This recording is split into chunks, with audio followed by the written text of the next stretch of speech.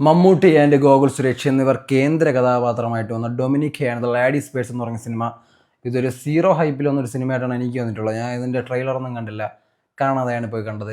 എങ്ങനെയാണോ നമുക്ക് നോക്കാം. സിനിമയുടെ ബേസിക് കാര്യങ്ങളോട്ട് പറയുകയാണെങ്കിൽ ഇതിൻ്റെ director Gautham Vasudev Menon, story by Neeraj Rajan, edited by Antony, cinematography Vishnudev, ഇതിൻ്റെ production company Mammootty company, time duration 2.5 മണിക്കൂർ. ഈ സിനിമ ഒരു ബിഗ് ബഡ്ജറ്റ് പടമല്ല, ആദ്യം തന്നെ പറയാം. ഇതൊരു ലോ ബഡ്ജറ്റ്. ഇതിൽ മമ്മൂട്ടിയുടെ ഇൻട്രോ ഒക്കെ വളരെ ചെറിയ ഇൻട്രോ, ഒരു ഹൈപ്പും ഇല്ലാത്ത രീതിയിലുള്ള സിമ്പിളായിട്ടുള്ളൊരു ഇൻട്രോ ആണ് ഈ സിനിമയിൽ കൊടുത്തിട്ടുള്ളത്. ഇതിൽ മെയിനായിട്ടുള്ളതെന്ന് പറയുന്നത് മമ്മൂട്ടിയും ഗോകുൽ സുരേഷും മാത്രമാണ്. ഇതിൻ്റെ ഇടയിൽ സിദ്ദിഖും ഷൈം ടോൺ ചാക്കോ ഒക്കെ പറഞ്ഞുണ്ട്. 1-2 മിനിറ്റ് മാത്രം. അവർക്ക് മെയിൻ റോളൊന്നുമില്ല, കഥയായിട്ട് ബന്ധപ്പെടാത്ത രീതിയിലുള്ള ഒരു റോളാണ് അവർക്ക് അവിടെ വന്നിട്ടുള്ളത്. പിന്നെ ഈ സിനിമയെ പറ്റി പറയുകയാണെങ്കിൽ ഇത് സ്റ്റാർട്ട് ചെയ്യണത് എനിക്ക് അത്ര ഇഷ്ടപ്പെടില്ല. സ്റ്റാർട്ട് ചെയ്ത രീതിയൊക്കെ അത്യാവശ്യം ബോറായിട്ടാണ് എനിക്ക് ഫീൽ ചെയ്തത്.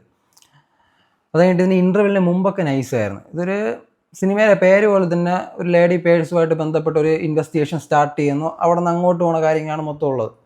സെക്കൻഡ് ഹാഫ് തൊട്ട് സിനിമയുടെ ഗ്രാഫ് മാറും. സിനിമയുടെ ഗ്രാഫ് ഇങ്ങനെ കയറി പൊക്കോണ്ടിരിക്കും.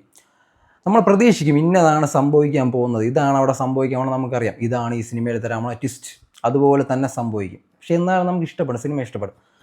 പക്ഷേ ട്വിസ്റ്റിന് മേലെ ഒരു ട്വിസ്റ്റ് ഈ സിനിമയിലുണ്ട്. നമ്മൾ പ്രതീക്ഷിക്കാത്ത ഒരു ട്വിസ്റ്റ് അത് കഴിഞ്ഞ് തൊട്ടടുത്തങ്ങ് തരും. അതാണ് ട്വിസ്റ്റ്. ഇതെനിക്ക് സിനിമ ഇഷ്ടപ്പെട്ടു.